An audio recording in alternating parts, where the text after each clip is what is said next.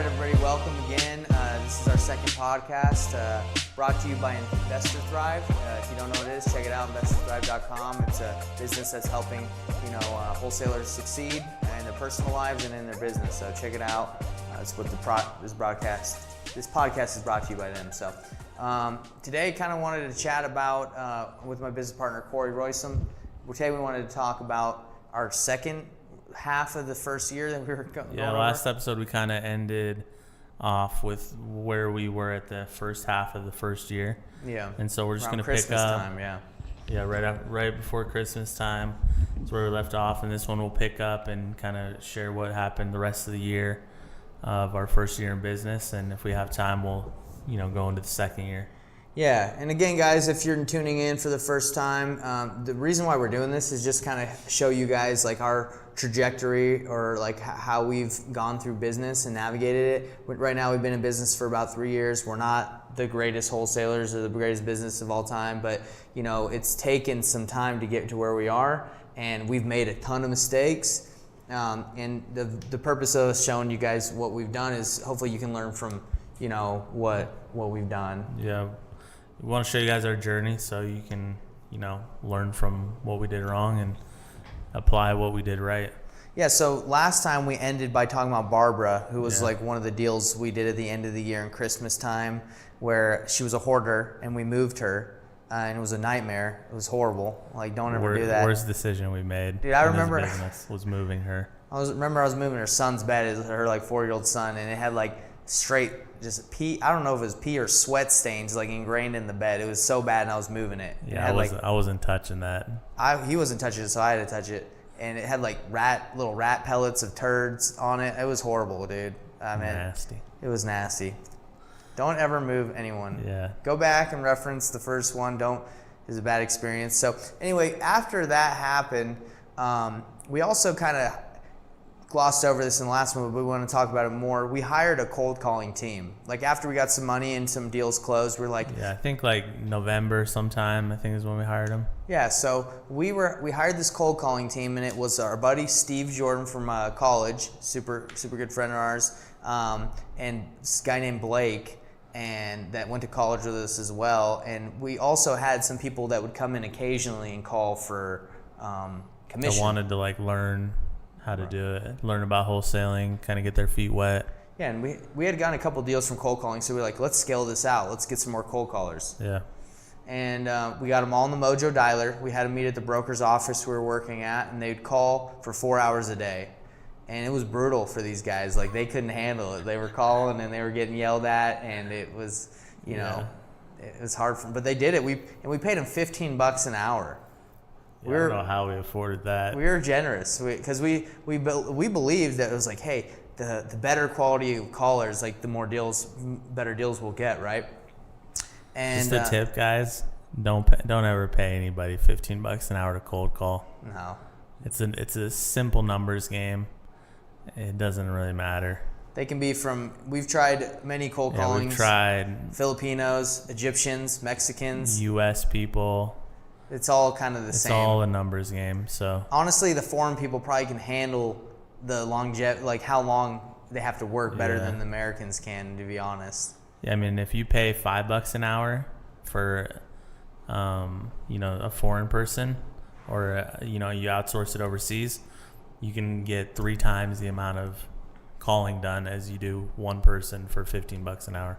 Yeah, and it's. In all reality, they're just saying, hey, do you want to sell? That's pretty much all they can get done. Yeah, but anyway, basically finding people. Yeah. So one thing that was kind of funny is Blake, one of our cold callers that we hired, he was from Canada, and he didn't have like a place to live. He had just gotten he was transitioning. So we wanted to hire him because he was smart kid. So I went to my wife and I was like, hey, babe, like Blake needs a place to live. Can he live in our house? He's going to cold call for me. And he's going to pay a little bit of rent, but I'm paying him anyway, so it's like guaranteed rent. And she was not feeling it, but I convinced her because I really wanted to grow the business and, build our team. But I don't know how she agreed to it because our bedroom is in our house. We don't have a big house, but our bedroom's right here. And he lived in the room right across from our bedroom. And it was just a terrible idea.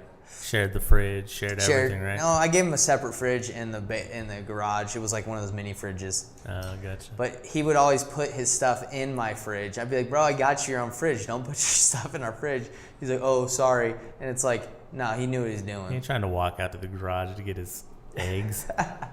So that was a pretty funny experience we had him. So the reason why I bring up the cold calling team is things kind of died down after, we did the barber deal. We didn't get a lot of deals after Christmas. After Christmas, we took a break for Christmas. Took a break from full Christmas. 2-week break. Right. And after that, we went like 2 or 3 months. We had Mo in January. Oh my gosh, dude. I forgot So we'll about get into Mo probably a little later. That's a crazy story. So we'll get into Mo at kind of the end of the podcast. Yeah, but just to let you know, cold calling, like we did get Mo's deal from cold calling, and I think that's the one that you cold called or I cold called or something. I don't remember. I just remember we went over there so many times. Yeah, that was from like previous in the year. But anyway, so the cold calling thing after hiring our guys, like we weren't producing a lot of leads or deals at that point. So yeah, I don't think either of them got any deals. Yeah. That's another reason, like, they got you to get deals from cold calling. You got to put in the time and a lot of effort, right? A lot of number. It's a totally numbers game. So they were calling for 4 hours a day. It wasn't really translating. So we kind of crushed that. We left his friends and said, "Hey guys, it's not making sense. It's not working." And the office we were working at that time with the broker, we had actually decided to partner with him a little bit earlier because we thought it'd be a good idea. And things just didn't work out with him either. Cool guy, but it just. He had his brokerage. He had other things he was focusing on. We didn't feel... we just felt like a partnership really didn't make sense because of the amount of effort we were putting in versus what we perceived and felt he was putting in. Just didn't... Yeah. It didn't click well with us. So partnerships are tough. It's a lot about what you feel is fair, and that's just sometimes it doesn't matter. It's subjective to each person. So exactly. So me and Corey, since the good thing about our partnership is worked out because we both trust each other and we both feel if he's not working, who cares? He puts in a lot of work, I put in a lot of work. But to bring in that third partner, it just didn't make work. It didn't. Yeah. So we decided to leave that office after the cold calling didn't work. And I remember I talked to him. I said, "Hey man, it's just not it doesn't make sense." And he's like, "Hey, you guys are," and he tried to convince us to stay. Because we had actually got him Lee's deal and a couple other deals. So he was making... We got him some serious cash. We got him some sick deals. For not much effort on his part.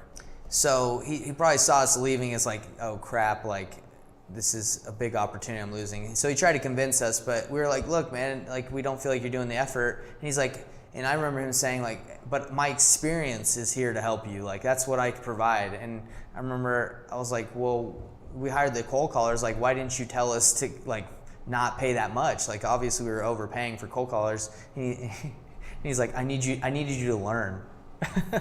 He's like, I needed you guys to learn from your mistakes. And I'm like, then what was the point of your experience if you just were gonna have us overpay and it not work out? So anyway, things kind of ended, I would say kind of rough because I don't think he wanted us to go, but we just up and left because we didn't feel like it was a good idea to partner and give away, 30%. I think we told him we'd give him an answer on Monday. We just did. And Friday, we took all our stuff. Yeah. He left early, and Friday we took all our stuff and just left. And then we met him Monday, and he looked like he had a rough weekend. We met him Monday, looked like he hadn't slept all weekend. And we're like, hey, sorry man, it's not gonna work. And he was I think it worked out for him. I think now he does his own wholesaling. I think they do well. Yeah. He's still got his brokerage. He's got a big team now. I'm sure he's doing better than we are. Yeah, I'm sure he's doing really well. So might have been a good thing for man. both of us. I mean, honestly, to involve partners, it's tough.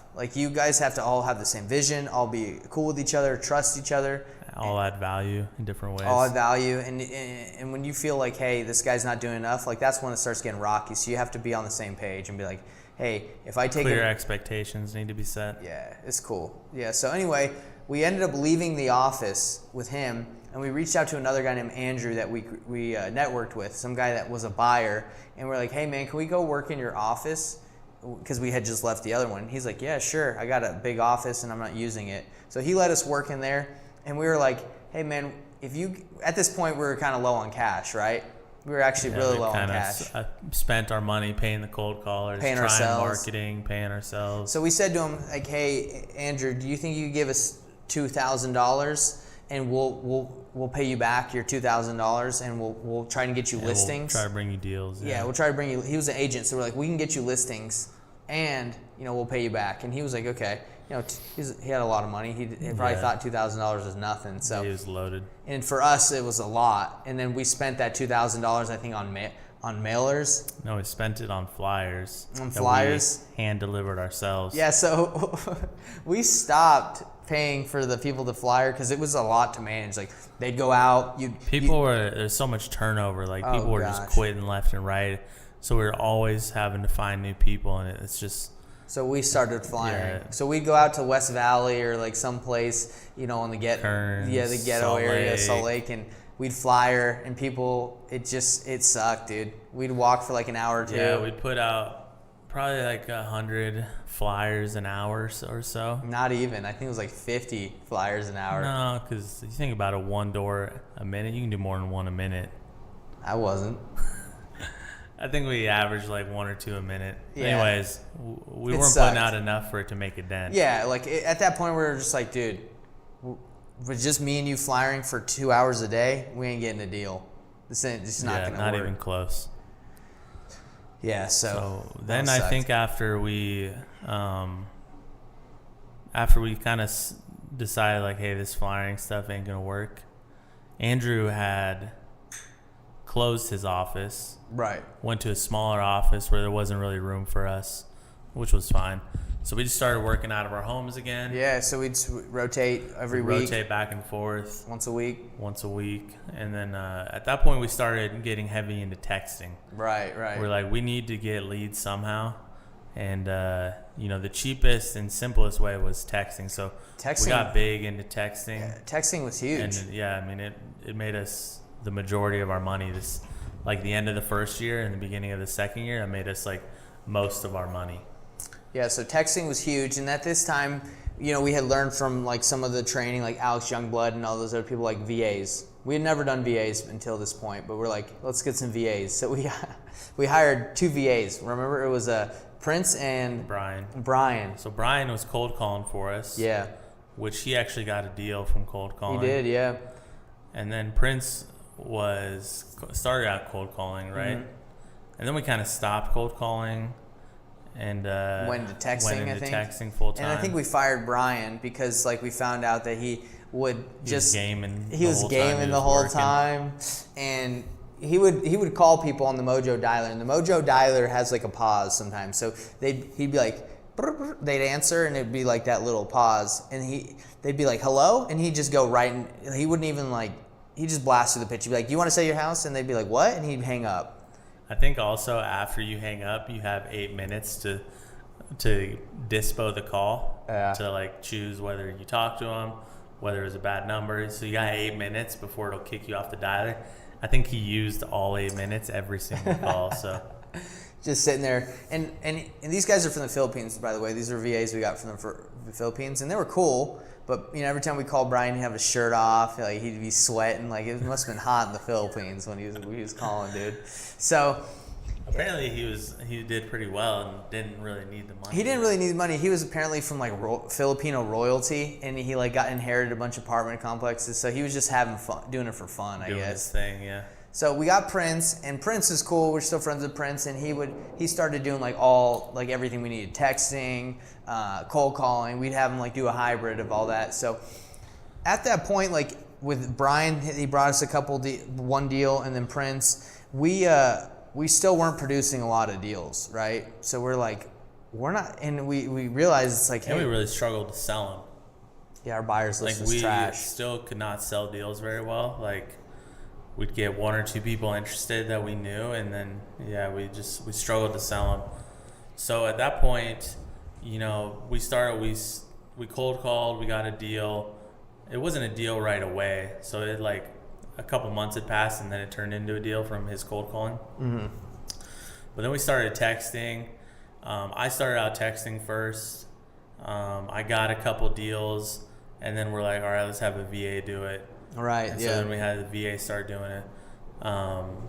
But that first deal we got, I think was first one that closed. I think was like JJ, wasn't it? Yeah. So real quick before you go into that, like I wanted to say, like we were running low on funds, right? So we took like a huge leap of faith at this time.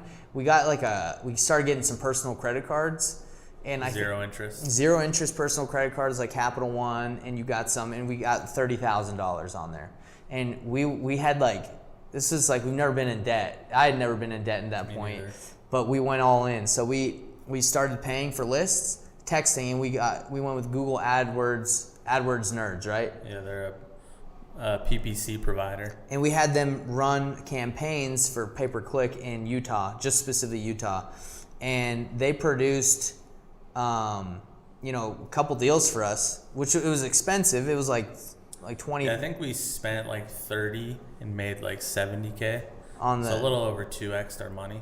Yeah, and I remember that was over a 6-month period of time. Right, but that's when we got that credit card though. We took that leap. So just let you guys know, sometimes it's going to take a leap. Like honestly, like to get consistent deals in this business, you either need to go into debt. I mean, to scale up your business, you gotta get more leads. So and that usually costs money. So you gotta keep taking those leaps, increasing your marketing budget to move the needle forward. Yeah, so like when we started the business, we started with $0. We were just like, hey, we don't want to put money. We'll get a deal and we'll use that deal to fund it. So what it's looked like has been like freaking, you make some money, you pay yourself, you pay for the marketing, it goes down like a roller coaster. And that's how it has been for a while, like until recent, it's been last year. Like we've been in this for like 3 years. The first like 2 years, it's been up and down, and it's mainly because of the lead flow. Yeah, lead flow is huge. It's giant. So it's the most important part of the business, hands down. Oh gosh. So real quick, so we got their credit card, we got AdWords Nerds, and we got JJ, which was a fat deal. JJ was from texting. From texting, yeah. And I remember you while we were driving, flying, you were texting him, and I was like, "What you doing?" And he's like, "I think I got a deal." So what happened is we teamed up with a big wholesaler at the time. His name is Martineau, and I think it's Utah House Buyers. Yeah. And these guys were willing to JV, joint venture, and help you sell your deals through their buyers list. And these guys saved our lives. Like we had, our buyers list was like 100 people. I don't know what was wrong with us, how we couldn't find more buyers at this time. I think we tried to. I don't think we knew, and we spent so much time and effort trying to find deals. It just wasn't a priority to get getting buyers. Which is like one of the most important things to selling your deal is having a great buyers list, which we're great at now. We can find buyers for anything. Yeah. But we started now because we had Martineau in his great list. We started to sell a lot. We're like, hey, we figured it out. We needed a great buyers list. We weren't terrible at getting deals. We just couldn't sell them. Yeah. So he would take 30% or a certain split if he brought a buyer. 30. Yeah, it was like 70-30. And if he could bring a buyer. So he started blasting out. So we got a deal from texting. It was like a $46,000 deal. He took, 30%. So that one was huge, and that paid off our credit card debt of $30K, and we were just ecstatic. Then we started getting some more. We got one from cold calling which was Zach. Another one from texting, which was like a $10K deal. And then Joanna was a $12K deal. And again, these would be bigger. These would be bigger, right? If we weren't having someone help us JV, but they were like a crutch for us. Like we're like, oh, dude, they dispo it. It really was nice at the time because we were just trying to get deals and find good deals, and it was nice not to have to worry about it. And they just did so good at it. Like they would just basically take it over from us and just go sell it. And realizing now what we know now, it's not that hard. No. If you have a good deal, you can sell it. If you have a good deal and good buyers, you can sell it pretty easy. So we got some more deals like Troy in Rose Park. That was from cold calling. So it was mainly texting, cold calling, and PPC that was getting us our leads at that time. And typically with cold calling, it takes a little while. So you get the lead, and then it takes like a couple months for some reason for it to pan out. It's been with all of our cold calling leads.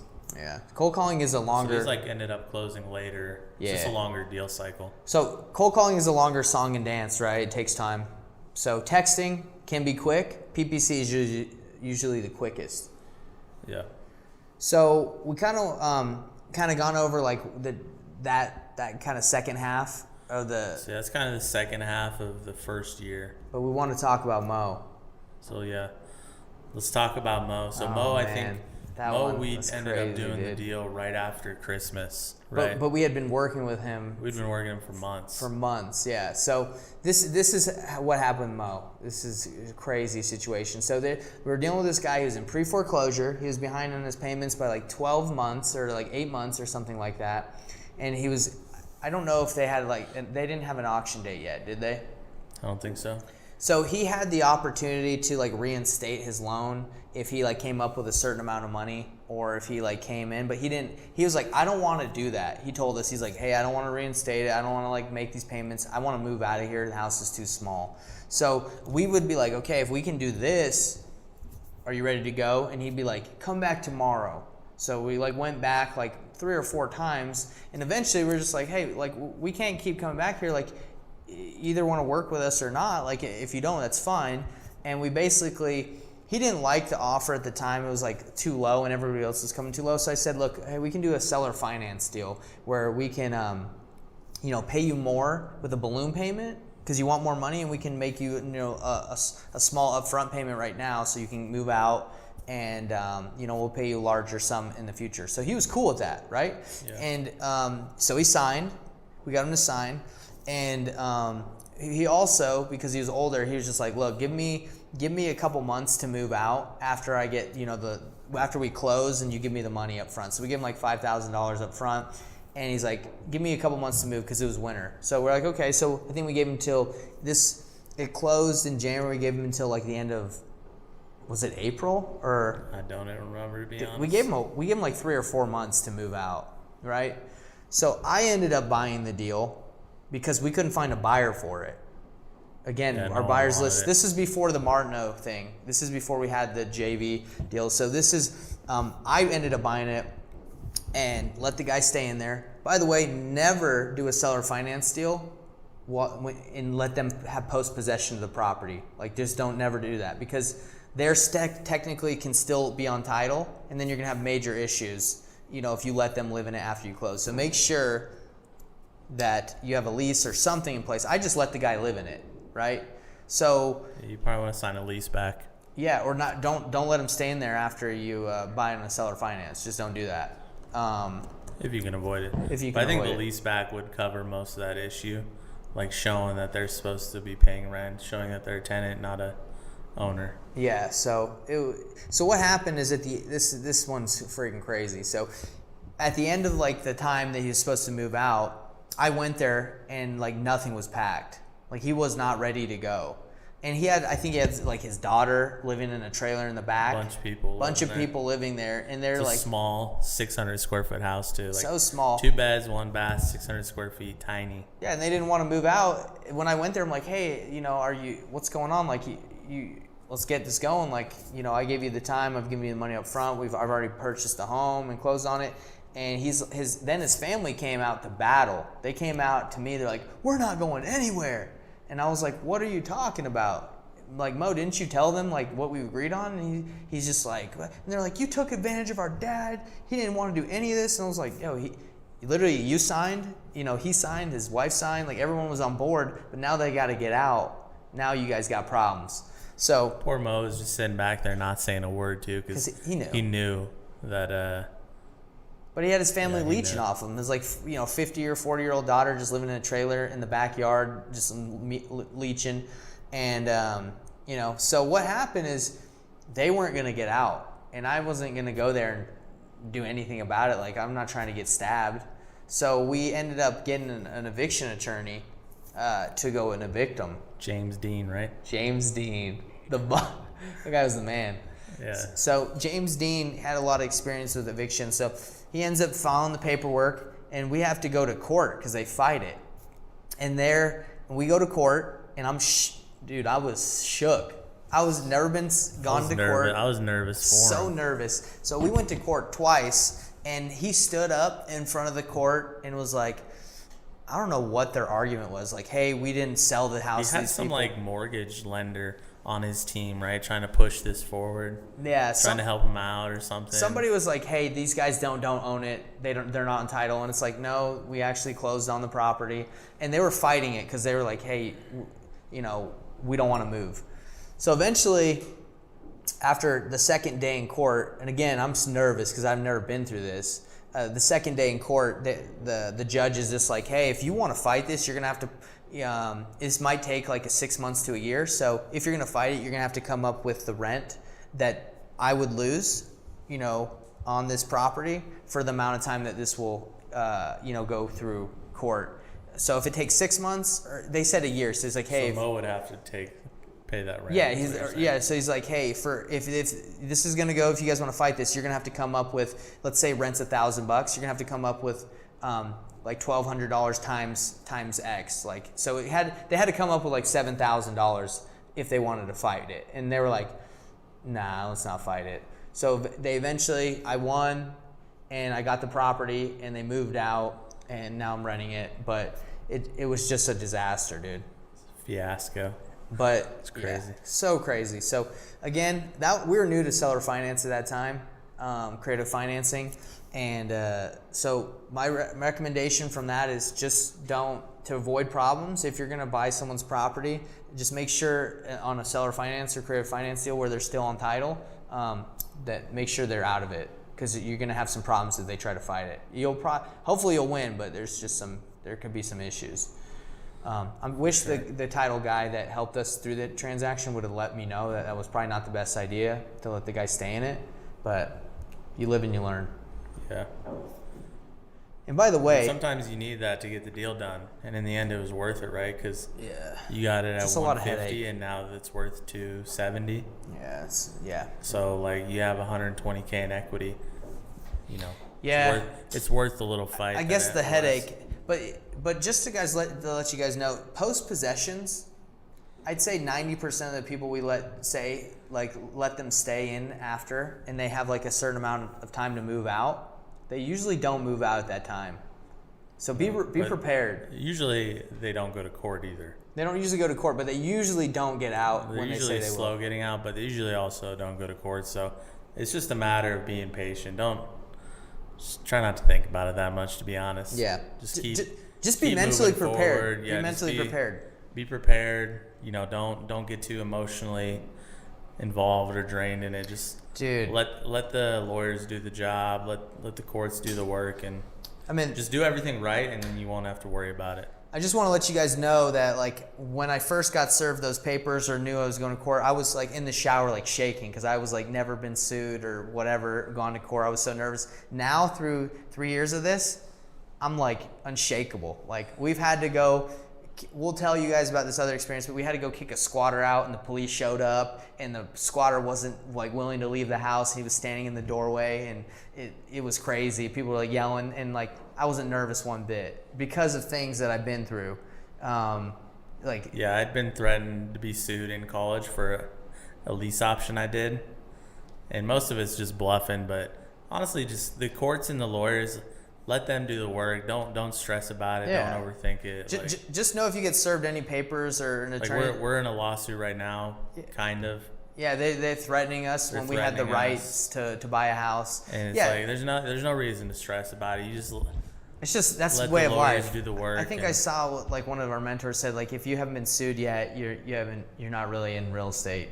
Yeah. Like it's just gonna happen. Like people. Even if you're in the right, which people make decisions and then they regret them, and then they try to back out of them, and it's just how it is. That's the business we're in. Anyway, like we'll probably end right now, and just that's kind of like was the first year.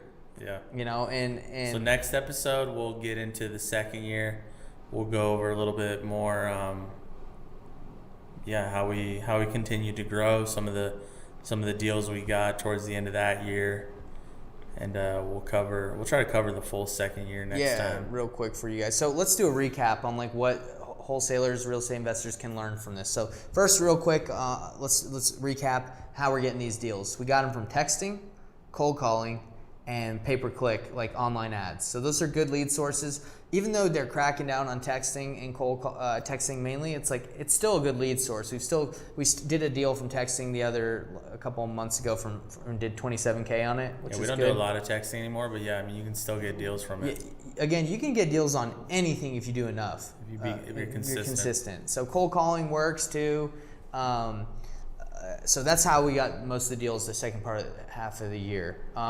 Let's recap. Like, if you're going to do creative financing, I think one thing to recap on is without lead gen, you don't have a business. Like, if you don't have leads coming in to work and call, you don't have a business. Like, when we wouldn't have leads, we would be sitting around twiddling our thumbs, or we'd go out and try to, flyer, and that's just not the way. You need lots of leads in this business to close deals. So I think like if you're gonna like watch our trajectory of like how we did business, you're gonna see the reason why we weren't that successful is because our lead flow was not high. But we didn't really realize that or think of that until later. But that's the main reason. We didn't have a lot of leads. Yep. And then so obviously another takeaway is seller finance. Make sure you set it up right. Otherwise, you could be. I mean, even if he set it up right with like a lease back, he still could get sued, but he would have just been in an even stronger position going to court.